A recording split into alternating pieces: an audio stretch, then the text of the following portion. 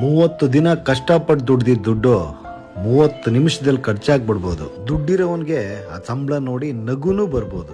ಅದನ್ನ ದುಡ್ದಿರೋನ್ಗೆ, ದುಡಿತಾ ಇರೋನ್ಗೆ ಅದು ಬದುಕೋದು ಹೇಗೆ ಅಂತ ಕಲ್ಸಿರುತ್ತೆ.